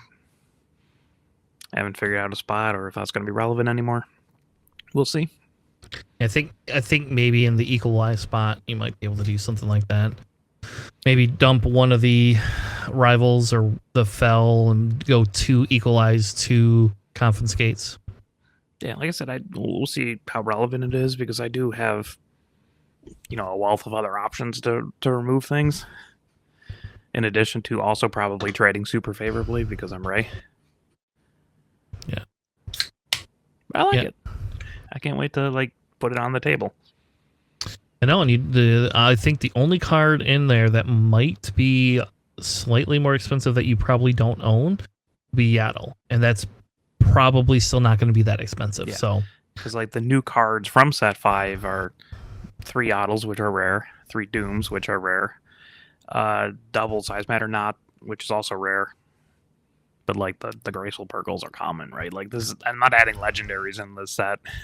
Yeah, and I don't think Owen, he's uncommon, so it's whatever. I don't think either of those rares. Yaddle is the only thing that could possibly have a cost. Everything else is going to be dirt cheap. I mean, for Christ's sake, look at Hondo. Hondo's $3 for a legendary for him. So I pulled a hyperfoil Hondo. So did you? Yeah, I'm so happy about that. It's immediately going in this deck. So it just spreads experience tokens around and then just out efficiency your opponent. You can raid Doom too, put someone to a 3/8. Yeah. Yeah, I like this better than the Raid Vault deck personally. I don't know if I'm as crazy as you when running Security Complex, but Security Complex, I know why you do it. There's so many Sentinels. I know. I just put more shields on my Sentinels and then also do it with Vigilance, and then Hondo can move shields around. I know. It's so good. It's crazy to me. There are the 2/2 shielded. There's a 2/2 for 2 shielded Force units that I'm also considering putting in there for more shield shenanigans, but that just seems a little bit overkill. Yeah, because I don't think they're super relevantly good. You're only going to want to drop them if you have Hondo around, right? And if you don't have Hondo, not a bad first turn play because it's a 2/2 shielded, and then I can ray them next turn up to 3, and they're probably not going to die because they're shielded. Fair enough. I would rather play Owen or Queel or Yaddle turn 1 though. Yeah, personally, me too. So Yeah, I mean Owen's just so disgusting too. It was a first turn play. He's a 1/4 restore 2 that when he dies he draws you a card. yep, and you can upgrade him The filter immediately, and you could just not worry about it. Like I actually watched somebody play him the other night, and they were in their Han 2 deck, and they were just swinging into base with that stupid thing, Yeah, just to restore. It was literally like nobody was killing it, and the guy was like, "Man, I wish somebody would kill this stupid unit." It's like I would like to draw from it. So finally, he swung the unit into something to kill it, you know. But like he was just healing too. Like they did 2 damage, he'd heal it. And it's like, oh. I appreciate that. Like he's just a better moisture farmer. Yeah. Because he's just a named moisture farmer. It's great. Yep. All right. So the next one that we have is Obi Yellow Force deck. I will tell you, I still am not 100% sold on all of this stuff inside of this deck. The sideboard, again, is testing pieces that I have thrown in there. The only thing that I really like in the sideboard is those Jedi Knights and the Sheeans so far. Those are kind of in there. The Sheean possibly could go in the main board. I don't know why you're not main decking that. Because silly. I know. I've played it in there, and it's fine. It's not bad. It's probably would replace the Yoda's lightsabers. Is probably where the slot it would go in. But I guess I'll read the deck and we can talk about it. So I have 3 Grungies, 2 of the Jedi Counselors, 3 Luke Skywalkers, 3 Younglings, 3 Surprise Strike, 2 Yoda's lightsabers, 3 Blue Leaders, 2 Grogu, by the way. The white Grogu. White Grogu. Yep. We don't know whether he's the baby Grogu. He's the one eating the balls, Grogu. 3 Falcons, 3 Obi-Wans, 3 Vernestras, 2 Waylay, 3 General's Blade, 2 Ahsoka, 2 of the, I don't know how you say that guy's name, Roths. Yeah. 3 Plos, 3 of the Depas, 2 of the Sorcerers. We're going to talk about that because that's a very weird, spicy take. That most people are probably not going to play that card. 2 of the Kellerans, 2 Qui-Gons, and 3 Ewing reinforcements, which probably do not need to be in the deck, but I will tell you, they are super fun late game. If you haven't closed the game out, they usually just come back and win everything. Like that's a lot of times what happens. If they board wipe you, you just play that, and I usually just win after that. So the Yoda's lightsaber has done me nothing other than it's a 3/1. So I do really like it on Grogu. I love it on Grogu for the pure fact that I am now a 4/7 and I no longer have to just restore 2. Grogu is a weird card in this deck. It could be the other Grogu you could put in there, but the reason I have him in here is if I let's say it's mainly to like heal the Obi-Wan, right? You could play Grogu, then play Obi-Wan the next turn. You can use the Grogu to generate yourself the Force, or you can use it to heal your Obi-Wan, or your Falcon. If they decided to try to kill your Falcon, you could use it to like heal stuff. Yeah, I was going to assume because you have a fair amount of ambush for the late game that he would be good in just healing those ambush units. And he is, and a lot of times if people want to waste their time killing him, I don't care. Because that means you're not killing one of my other units. He's kind of a sentinel if people know what he does. If people don't know what he does, he heals everything. And like you most of the time, like it's Plo. I will ambush Plo in, and then you exhaust him and heal Plo. And then give Plo an experience token from Obi. And now Plo is typically a 7/7, right, when he attacks, with like usually 2 damage on him. So I don't know. So that's kind of the gimmick for the Grogu. Obviously the really weird, like the youngling Padawan sets up the Vernestra. Essentially, like you could get really early spike damage with Vernestra and a Falcon. Like it just lets you do those things. You can also play that youngling at turn 1 and then use the Force if you don't have Vernestra in there and give that thing an experience token. So I don't know why they built that combination because that seems a little broken to me. But I also like I am not sold on the ramp card guy. Like I almost always resource him. Yeah, it doesn't seem like it fits for this kind of style of deck because you're not like gunning for the end game. You're just kind of playing a bunch of stuff on curve that just will outlast your opponent. Yeah, and he is very good as a 5/4 for 4. And then he becomes a 6/5, typically that churn. So he is very good. But for the most part, if I have him and like Ahsoka in hand, I'm always playing Ahsoka like every time. It's just not even a question. She just goes in there. I tested Maz, which is in my sideboard. I don't think I'm gonna go with Maz. Maz is kind of like a mini surprise strike. She's okay. I have found I want to play her less and Grogu more. But that's kind of the spot that it would go in. So like I would have to choose if I want the Grogu or I want that. Shoot first is just shoot first. You didn't use the other one? What other one? What was that? Trust your feelings or whatever that was? No, because you have to use the Force to do it. I know, but you have so many things attacking. You're right. You're right. I could probably just use that, and it would be but whatever. Like the shoot first is probably not even going to stay in there in the long run.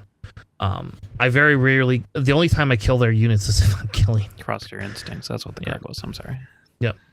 Those Jedi Knights, the 5/4s, those are I like almost better than the ramp card. But again, the problem is like the ramp card also is really good if you bring it out and they kill it, then you can bring Obi out that turn. And like it's really hard to not want to be able to bring Obi out a turn early if you can, but it's not worth putting I don't think it's worth putting restock in there and burning a whole churn for that. That's just my opinion. And then obviously the Sheens are in the side. The Yoda I haven't even tested yet. I very rarely get to 8 resources. I either lose or win. Like there's not an in between. Especially you put a General's Blade in there and it's like, all right guys, what do you want to do? The Bounty Hunter's Query, I normally probably shouldn't want to play those, but like I don't know. It's just that holdover from that Quinlan ECL, right? That I used to play and that Grumpy Elephant made. And like, man, I will tell you, putting that on something and then like being able to kill it and then drawing like a Vernestra and being able to play her ready is stupid. Like when that gets off, that's like crazy good. Cause it's just Merry Christmas. Here's a Vernestra. I don't know. And, you don't usually have the Force to upgrade her, but you're still swinging 3 to base. So it's like a Falcon. That's why I have the Falcons in there because you need the space presence. And the blue leaders. So your space is a little low. I'm surprised you don't have like, instead of the U-Wing reinforcements, like triple like Bright Hope or whatever, just to slow down something. That's probably the future iteration of it. But for like getting rid of the Caloran back. Yep. Yeah. What I found, Alex, is that when I play this again, I haven't done a bunch of sideboarding stuff. I've just moved things in as I want to test them. But what I found is if you are not killing my units, I win. Like, I don't have any issue winning at all. Like I will outpace you and win by the time OB1 comes out for the most part. If you are killing my units, that's why the reinforcement, the U-Wings, I originally never had them in there. But I put them in there because what's happening is if I put a Falcon in space, unless they're a space heavy deck, they ignore my Falcon. For the most part. They just leave the Falcon alone because they gotta deal with the units on the ground. Sure. That's why. Like, no, they don't want me to in this because everybody's in this like, don't give him the Force, and the Falcon generates no Force. So I have genuinely liked the Yoda's lightsabers more than I thought I would. It could probably be swapped out for something else, but like it's a 2-cost 3/1, and I don't know. Like I love putting it on Grogu.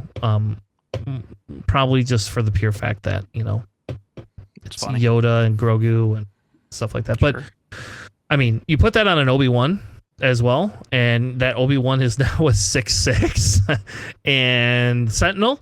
I have done that, and people have just claimed they don't even play it. They don't even play their churn. They literally don't put anything down. They don't play anything. They wait till that Sentinel's gone. And then the next turn, I'm just playing another Force unit to give them Sentinel again. And then it's like, all right, come on. It's a 6'6". It's like better than like the other Obi-Wan, except for you don't get to draw cards out of it, right? I don't know. So I can respect it. So that's my list. I don't think the Yoda in the sideboard stays. I think that goes. I don't think I need it. And I do agree with you. I probably don't need U-Wing reinforcement. I probably don't, but I love that card so much. It's one of my favorite cards. Yeah. Again, weird. I'm playing Hero again. Look at this. Like, this is Tanner playing Hero. It is green, yellow Hero, though. So it's like my Vader, except for in Hero form. We both made one Hero, one Villainy. And much like the Ray deck, I also went with like a real efficiency-focused deck. I kind of quickly made a red Talzin, like Mother Talzin deck, which apparently you say a lot of people are focusing on. No one by me is focusing on it, so I don't. Who knows? Seemed interesting. I like my control, but this is like mid-range. So yeah, it's red Talzin is the force. Swing with the force unit, get the force base, the 28 health one. So I did double force lightning, so I think that's cool. Triple force throw, double HK-47 because I love them. I couldn't really figure out any other slot that's just not better than that. Triple Karis because that's disgusting. Triple Kylo Silencer, triple the Night Sister Warrior, triple Force Choke, triple Fifth Brother to pair with the triple Grand Inquisitor. Triple of the Supremacy TIE SF, that's the 3/3 Sentinel in space. Just a better Black Sun Enforcer. Yep. Like, yep. I actually, I don't know how we missed that card. I don't remember us talking about that card. And like, I saw when I started building some decks, I was like, why is nobody else talking? Like, why would you ever run a Black Sun Enforcer unless you want an Underworld thing, right? Right. Or you're not running blue. It's more generic or whatever. But yeah. Triple Power of the Dark Side, triple Fallen Lightsaber, triple Chariot, triple Talzin's Assassin, triple Old Daka, triple No Glory, triple Ruthless Raider, and to top it off is double Snoke in the side. Still experimenting with things. This is mostly like, oh no, the game's going longer, help kind of sideboard. It's got triple Avenger, double Super Laser Bass, triple Vigilance, and then double Shatterpoint. And yeah, this is just drop units. If you need to trade, you do it very efficiently because you're giving them -1/-1, or like -2/-2, or -3/-3 from your various units. Old Daka is just like also a 6/6 for 5, which is pretty disgusting. That lets you in this deck either draw a card or get something -2/-2 or -4/-4. So it's pretty flexible. Yeah, I at first I think I was questioning your Fifth Brother, but I actually kind of understand the logic behind it now. Like, I didn't think about that, like being able to ping the one and then being able to use any of these other units or Talzin. It seems kind of dirty, actually. Like, like give something -1/-1 and then do 1 damage to yourself, one to them. That's like doing 2 damage to them, but whatever. Or like you can swing your Fifth Brother in there for raid 3. And they already took a damage, and you give them -1/-1, so your Fifth Brother might actually live. And also, like, if you have the Grand Inquisitor out, it gets hidden. Yeah, but which you probably don't use it very often, right? Like, it's it's just also a nice incidental synergy thing. Because I think that Grand Inquisitor is like super worth it for 3 because he's a 3/4 hidden raid 1. Yep. Yeah, I actually agree with that too. Like, I originally, when we saw that, I was like, well, do you think we're gonna use it? And then it's like, no, I think we will. Like, I've actually included him in more decks than I thought I would originally. He's just a really well statted unit, right? Like, yeah, he swings for 4, and you can't swing onto him the first turn you play him, and he costs 3. Yeah, so this is just like, I'm not even sure.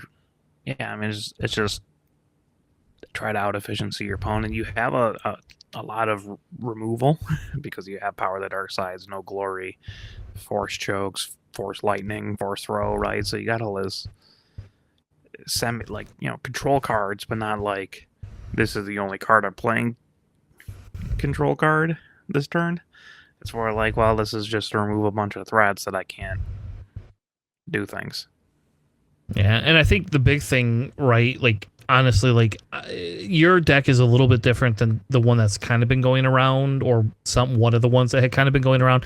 Like, I would say the Grand Inquisitor and the Fifth Brother, those are definitely, like, additions that we have not seen. Nobody's running that stupid TIE SF, and they should 100% just be running. Like, that should just be in every fill-in blue deck, because you need a Sentinel in space for something.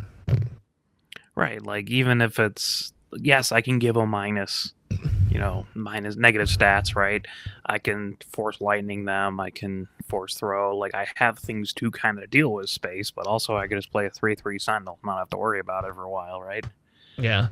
And I do agree with the old DACA. I think other people kind of were doing the same thing. You have enough, like, Night Sister stuff. Some people were putting that Savage in the deck for that, and I don't think that that's worth it. There's going to be somebody that breaks Savage. I don't know how, but there's got to be something that breaks it. The other thing you don't have in here, you don't have the Dooku 4-cost ambush unit. The 4 slots seem kind of full already between Chariot and Talzin's Assassin. Yeah, that was my theory. Other than I don't like that Fallen Light. I don't like playing a lot of upgrades. How about that? There you go. So that's just my only upgrades in there. I know. And I don't like almost everything can like take it. The only thing that can't take it is like HK. Yeah. Well, I don't like H. You just like HK. I don't like that. I do, but also like he's just well statted, and then when things die, because things do die, they take more damage. I only got 2. Just make the math work. I know. That's fine. What else would you put instead of HK? I don't know. They have Acolytes of the Beyond, right? Night Sister. Well, you have the Night Sister Warriors. I was like, that was the common one. You put Secret Sage in there, and that comes in shielded, and it's a Force unit. This is not a Force unit. Sure. That's why I don't like it. I know you like that card. I do not like that card. Beyond is also not a Force unit. No, that's true. You're right. That is true, but it gives you the Force when it's defeated or on attack. Yeah. So you play it, and then they kill it, and then you get the Force. So you're getting the Force, damn it. Or it can just like stick HK on there and then just wipe things out. Do passive damage and also have a 2/4 for 2 at the beginning. We'll see. I mean, I will say cool. it's yeah, but again, you can't put a Fallen Lightsaber on him and make it valid. You can. That's all. You can. It doesn't do anything. Yeah, whatever.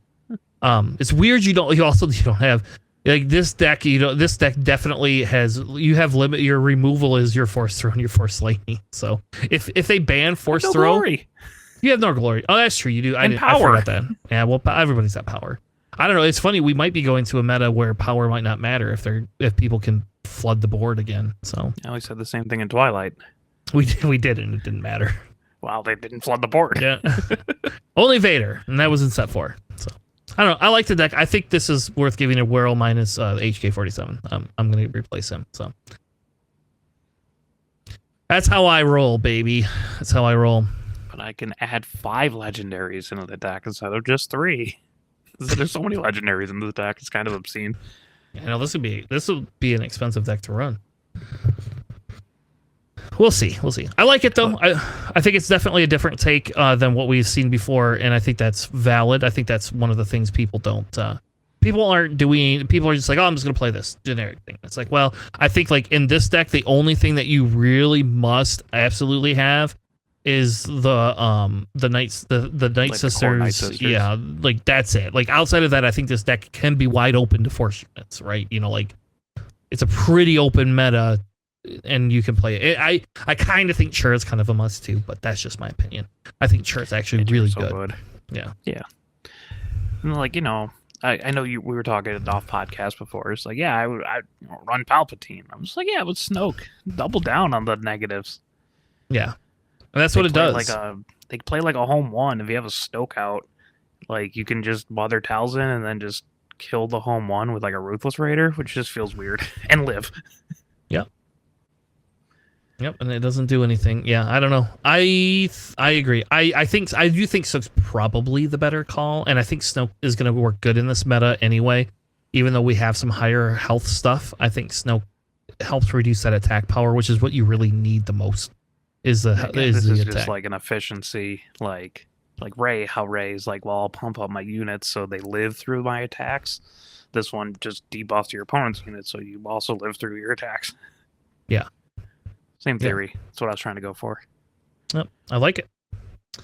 If it turns out that you win a Star Showdown with it, maybe we'll do a deck tech on it. So maybe we'll do a deck tech on it anyway. Who knows? All right. Well, the last piece that we want to talk about is a pre-release guide. We did that last time. Alex did that last time. There you go. Alex did this last time. Alex did this time. So we thought it would every set. I know. So we thought it. Well, we didn't do it set one, but we weren't podcasting then. So there you go. Yeah. But yeah, Alex is the one that puts this together.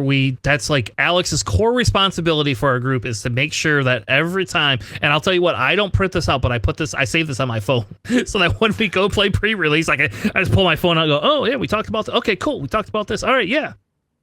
Post like a link to this, right, or whatever. Yes, I recreated the document in Sheets, and I have a copy of the Google Sheets in our show notes for each of the videos, so you will 100% all be able to get it. So let's bring up the deck, or I guess it's not a deck. Let's bring up a lot of words. The words. So we'll kind of start at the top. I've got all of it here for you to be able to see. Alex put in different colors. Alex, what do the colors mean? That's our aspects. There you go. I mean, made it pretty easy, straightforward, right? Colors are easy to see unless you're colorblind, so that helps. Yes. So he also put on there the rarities for this. For the leaders, yeah. For the leaders, yep. What does 25 mean that you have in there? Yeah. So I'll get to that when I do this. So yeah, each time I just do like 3 categories because it's not like we played the set beforehand in a sealed environment, especially. So it's like I don't know. These are my guesses. So the 3 categories are: this is probably good, this is probably okay, and this is probably bad, or like very niche or something weird like that, right? Or doesn't work intrinsically in a sealed environment. So this is just the leaders. So in the probably good category, I have Mother Talzin. For reasons that we were talking about earlier, efficiency. I put Ahsoka Tano because just like giving things Sentinels really good in a sealed environment. Mm-hmm. I put Snoke just because creating really big units is also very good in a sealed environment, especially in this set where there's not a lot of removal. I put Avar Kriss just because that is a pain to deal with when she flips. It's like it's huge, right? So Obi-Wan Kenobi. Just buffing units, efficiency, a lot of efficiency things in sealed, right? Yep. Third sister, and then Qui-Gon, because I think Qui-Gon's really good. Obviously, a little bit more dependent on your card pool there, but everyone should, if they follow the normal trend, everyone should be getting a Maul and a Qui-Gon, so that's why they're here. Yeah, they will. So 4 leaders that I said are probably okay. I have Kylo. It really depends on upgrades and stuff you get, but having a 5/5 Sentinel leader flip's okay. I put Kanan in probably okay. The 25 is how many targets there are in this set that are creatures or the one Spectre unit. Yeah, the one Ezra that you probably get one Ezra. Yep. Some of the creatures are not quite viable targets, I would say. Like you're not probably going to build a mono blue deck with Kanan, so like Dune's probably not going to be on there, and I don't think you should play a lot of the neutral creatures that are really understated that exist in the set, but you can with Kanan. But also, like his flip turn, if you just have a creature out there, it's really nasty. I put Kit Fisto in probably okay as well. Kind of just depends on how many Jedi you have, right? I have Barriss in probably okay. again, that's kind of dependent on your events, and also using the Force while still flipping your leader is a little bit rough. Grand Inquisitor, because minus attack's actually pretty solid in the sealed environment.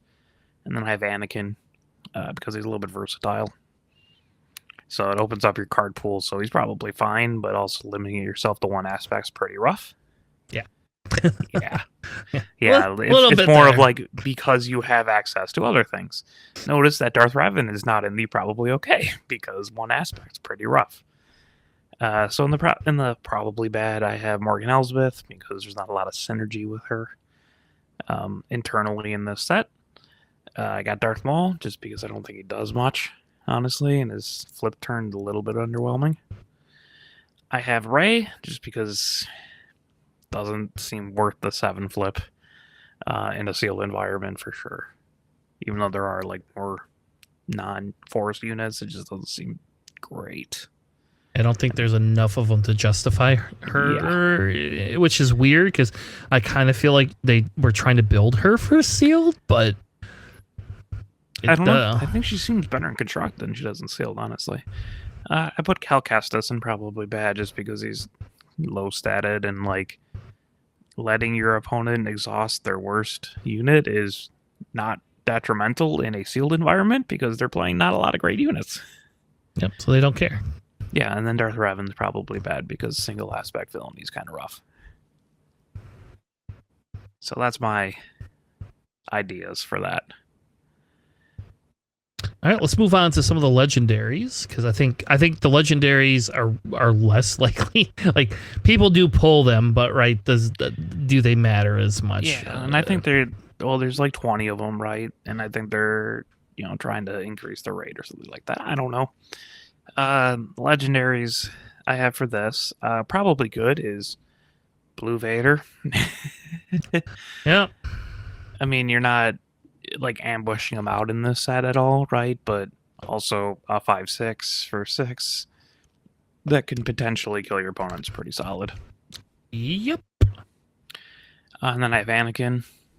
It seems -3/-3 in a sealed environment with really nice stats is pretty good. I've got Yoda just because he seems like a pretty ridiculous late game play. Sealed games do tend to go a little bit longer because your whole deck is in just like power units. So having like a nice late game bomb kind of like that with Yoda, especially that he heals, seems pretty solid. HK-47, so good. Grand Inquisitor, other reasons we talked earlier. Bendu is just like a monster bomb. There's not too much removal, like just straight up in this set. It's mostly like Shatterpoint. Yeah. So having a giant like 10/10 unit can cause a lot of problems, especially because he's only like 8 and not like 9 like a Great Dragon. Mm-hmm.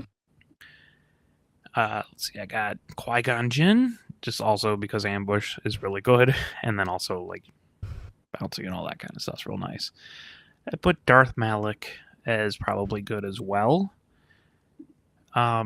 Just because I mean a 4/7 overwhelm isn't. It's fine. It's fine. He's got. It's mostly the 7 health, honestly. That does it for me. And then like if you have a Sith leader, you ready him, but that's what Revan. And You're playing him because of his Revan. stats. Yeah. Yeah.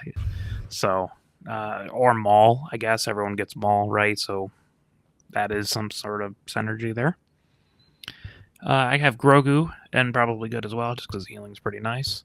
And then a constructed lightsaber, because like Raid or Sentinel or Restorer is pretty good in a sealed environment.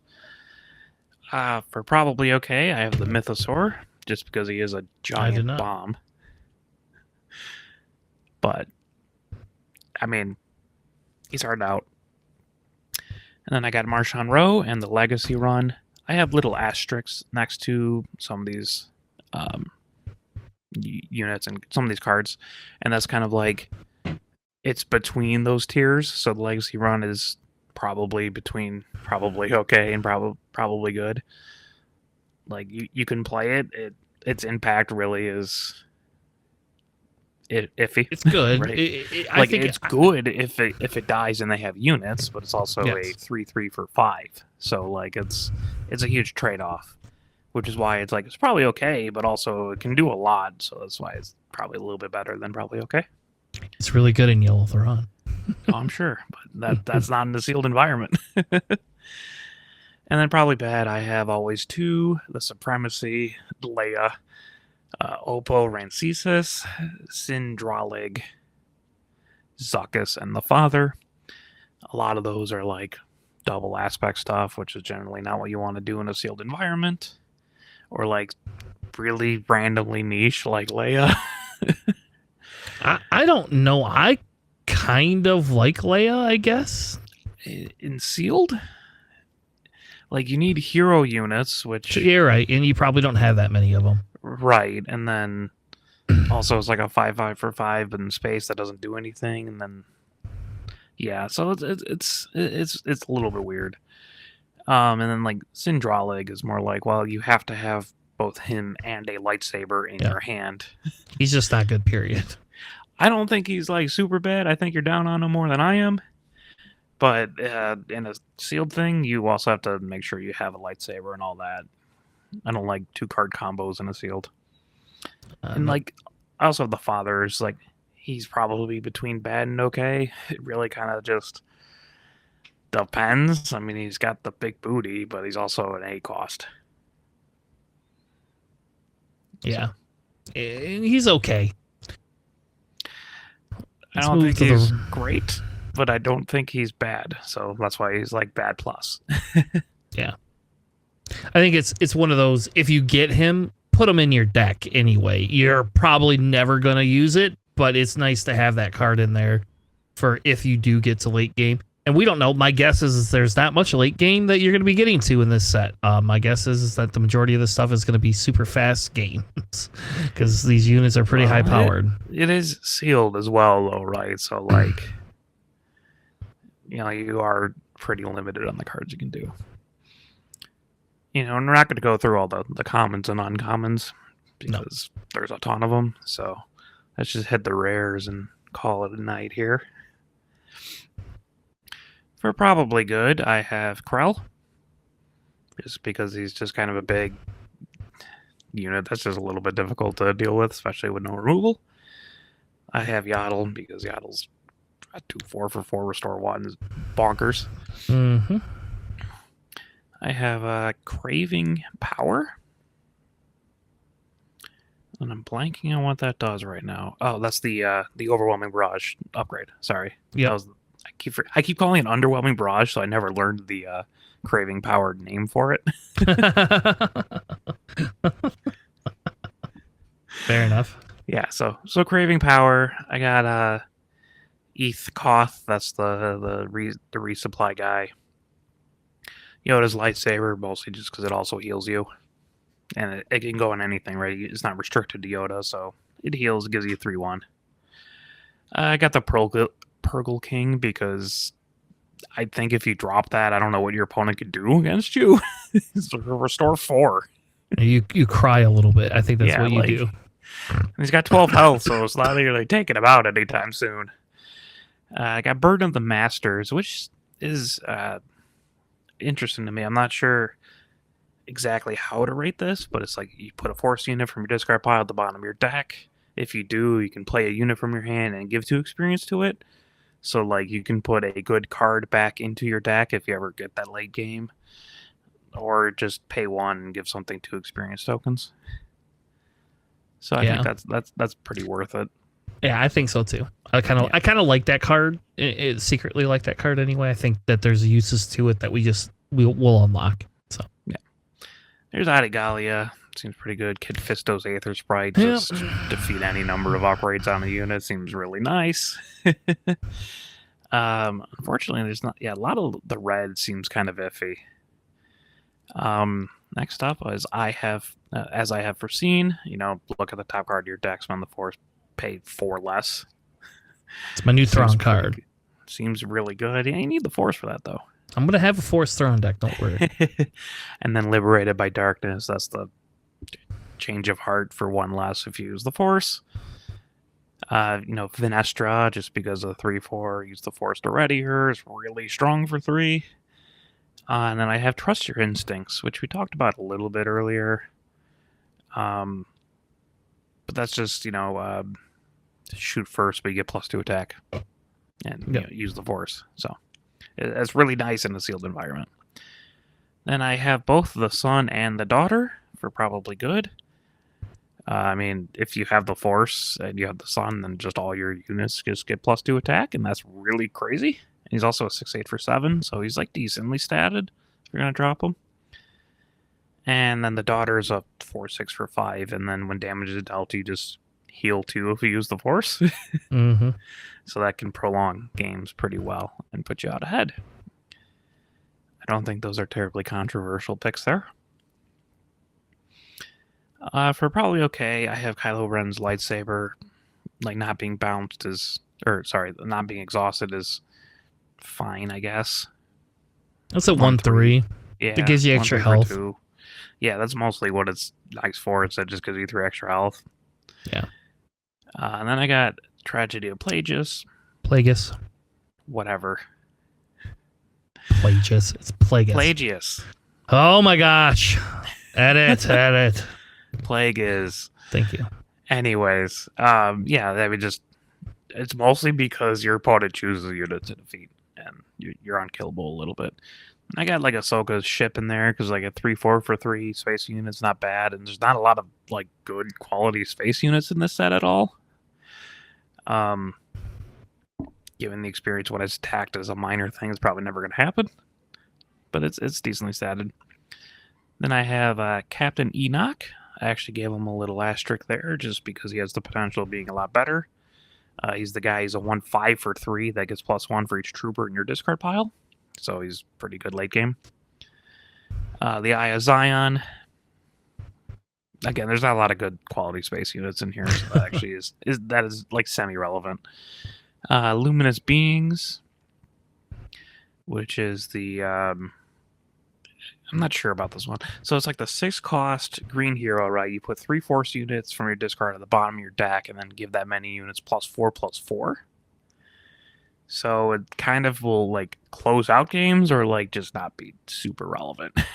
Yeah, and it's a rare, so you're probably only getting one of them anyway. So I think it's you get it. I think you play it or you put it in your deck. Yeah, and the chance that it could be really good.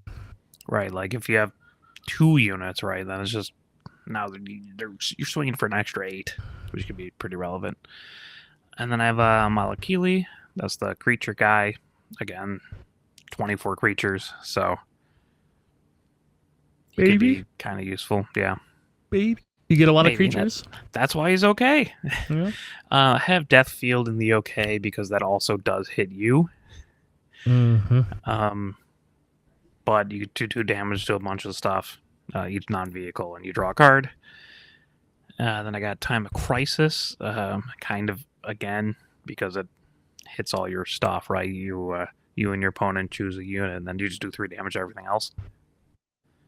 So, quick question for anybody watching this still, and if you play that and don't have a unit to choose, can you still play that card and wipe their board?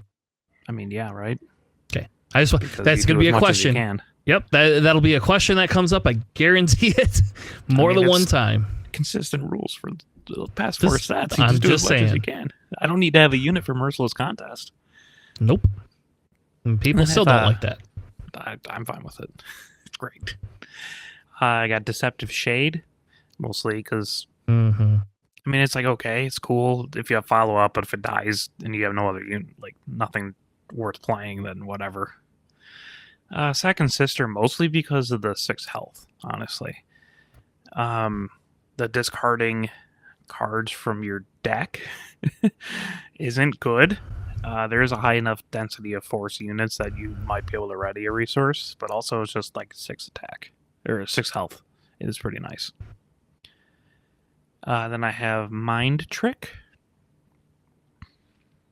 which, exhausting units. That's why it's good. Yep. Premonition of Doom. It could be pretty relevant if your opponent has like a lot more units than you do. That's the one if you take the initiative, you just exhaust all their units. So just end the turn on your terms. And then psychometry I have as a okay plus, just because if you have like enough relevant traits between your units, generally it's like the force in the set, just paying 1 to draw 1 is pretty good.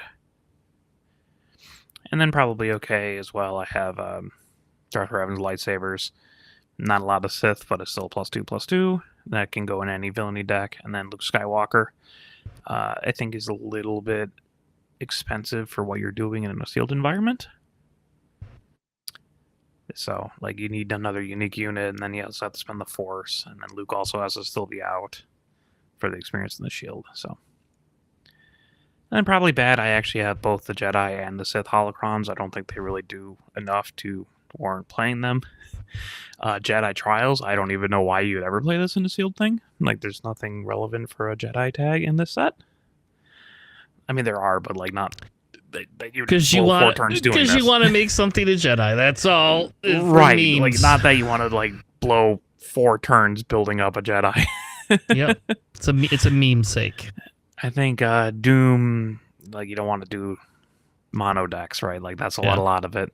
I think Size Matters Not is slightly ahead just because you do get a 1 cost reduction if you have a Force unit, so it is a 4 cost if you're not playing mono blue. Or double blue, I guess I should say, because Anakin's a thing, right? So I like that card. I don't think Axe Wolves, very, very good here. Not ways of stacking a lot of upgrades on him. Ogdo Bogdo just doesn't... these aren't the leaders for him. Yeah. Like, you have other ways of doing damage to him, just not really in this set. The Drengir Spawn just doesn't... It just dies, man. That's what it does. It's a 3/3, and if it defeats the unit, it gets the experience. But like, that's hard to set up in a sealed kind of thing, right? Who are you killing? Owen Lars? That's it, right? You know, like just eating the moisture farmer. Then I got Sipho Dryas just because there's not really like clones, right? Yep. Then I got Scythe. I probably should have put a plus on it just because there's not a lot of good vehicles. It just, you have to have other Inquisitors, otherwise it's a 3/5 for 4 spaceship, which is not well statted, even if it is an Inquisitor unit, which is kind of funny. I have Rey, just because there's not too many ways of drawing outside your action phase internally in this set. And a 5/5 for 5 is okay, but not exactly what you'd want, especially for Rey. And then Paz Vizsla, double red. That's a tall ask to play for 7. The Invasion Control Ship, well, have fun. There's no droids, really. just your one. It's just your one droid. The best droid. Yeah. Mm-hmm. So like, when you pull 3 of those, and then you have the Invasion Control Ship, you can then play it. Yeah, if you get 3 HK-47s and also 3 Invasion Control Ship, I guess go for it. Yeah. And I have the Heavy Blaster Cannon. I kind of in bad plus. It's a +2/+2 for 4, but when you play it, you do like ping 1 unit 3 times. So if they have shields, it actually is pretty relevant, but that's about it. And then I got Babu because there's not a lot of droids. Yeah. There's a couple, like BD1, but whatever. Yeah. Yeah. So the rest of it, we aren't going to go through line by line the rest of it. I think you could kind of look through it. And I think the big thing, this is the big thing, right? Like taking these cards and breaking them up based on, for the most part, breaking them up and basing them on color so that you kind of know as you're drafting, like blue is heavier, red is heavier. So like if we go back up and you get a lot of rares, green and yellow is your bait right there, right? Like that's probably the highest you're going to get in terms of like really good cards. But if you're not getting a lot of rares and you're more in the uncommons and the commons, like you could do a count. I think green has less commons and uncommons than the rest of them do in terms of really good cards, right?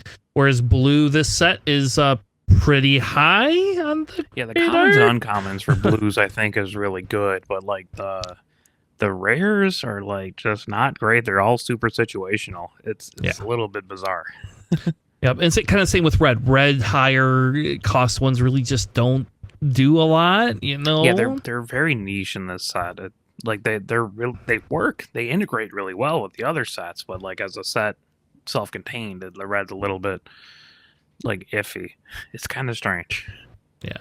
And so I think that's one of the big things is kind of go through here and look at that, you know, and say, okay, you know, where does some of this fit? And then you're going to have to see how many you get. But we made the guide available. You have the ability to get the link. You can download it. I will not let you modify it, but you're welcome to download it. So you take the link and download it, and then do what you want with it to your heart's content. We have no proprietary information in here other than Alex's long beard, which he doesn't have anymore. So, also, I mean, like we can touch on the bases, I guess. Play the 28 health ones. Don't play the 25 health ones. You can kind of maybe get away with it with Mystic Monastery, but like you might as well just play all the 28 health ones. I don't think the 25 health ones are worth playing in a sealed environment. No, and I think we found that last time. Like the Data Vault really didn't do anything, and Colossus was okay. Sealed is rough. Colossus was an okay thing just because it was 35 health, but like that was about it. Oscillator, and the bat doesn't do anything for you. So in this one, just play the 28 health ones. That's what they're designed for. Save that for construction. Yeah. Like you said, the one that could happen is the one where it allows you to do the force 3 times. Like that possibly could be good for like an Avar Chris. Yeah, but that's about it. Yeah. And now you're kind of like in a mono world again, and then you're probably just going to cry for the rest of the time anyway, so it's probably not worth it. So, well, all right. Well, that was our kind of lead up into draft. We have not done any online type drafts or anything like that. So this is sealed. Sorry. So this is kind of our this is just to look at the environment for what we believe. Like we don't have we didn't test this outside of just talking about it. Yeah, how can we play sealed right now, right? Like, you know, obviously we don't have practice at it. This is just I can make it happen, sealed? But we're not. Yep. Yes, I have a way of making it happen. We are not going to do that though. We don't want to lose our partnership. Everything. But there is a way, by the way, if you do want to test it out, you can test it. I see that as a pointless endeavor because for me, the sealed, until we get to like cash tournaments, the sealed is just, this is my fun environment that I get free cards, or not free, but you know, I get cards to play with that I also get to keep. And that's kind of how I see it. So, but either which way, that's our kind of pre-release guide. I know I actually had some people message me and ask about that, if we were going to do that. And that's kind of why I pushed Alex to get it done, so that we had it, because people must really like it. So, I'm excited that people like it. Yeah. So next week, so JJ's computer is fried. I guess I probably should have told you at the beginning of the episode why JJ was not here. But JJ was not here because his computer fried, and he's working on fixing his computer as we speak. So I tentatively pushed our leader rankings to Sunday. So I'm hoping his computer gets fixed, or he can at least call us and get in on the action for that one segment. Because I really want to do leader rankings sooner than later, because I also find that insanely fun. And maybe we'll do like crazy fun decks. Like I was thinking about building a Jabba creature deck just because we can, right? Like on theme decks. I don't know. We'll do something, but we'll probably go through leader rankings. That'll probably be quite a bit of the episode next week. I am not planning on attending any more PQs, unfortunately. And most of my focus is now going into set 5. So that's kind of where I'm now officially starting to test set 5 stuff as much as I can. I'm still building for this set. You are. I know. You're crazy. I got other things I'm doing. You got store champs. You don't have to even build. Just take my list, my Han list, and call it a day. Oh, I already built something like that. Switch something else. Switch out your stuff. Palpatine. I got to represent. Then I'll give you a Palpatine list you can earn. How about that, baby? Red Palpatine. All right. Well, I will put one together and give it to you, and then you can just play that. I actually would probably come out this Sunday, but we moved like a birthday party to Sunday from Saturday, so Otherwise, it probably would come out because you're not really. I after all this driving I've been doing, like I don't know if it's really that far. Like any more 2.5 hours. Yeah, it's whatever. Whatever. Like like I do it more than not as long as it's not any earlier than 11 a.m. So when you do these 9 a.m. things, I don't like that shit. But yeah, well, this starts at 1 it's because even the better. store opens at noon. Yeah. So all right. Well, anyway, we've rambled on enough. We've talked. We've cried. We've laughed. We will be back next week with another episode of Planning Phase Syndicate. Thank you all. Have a good night, and we'll see you on the flippity flop. Thanks for listening.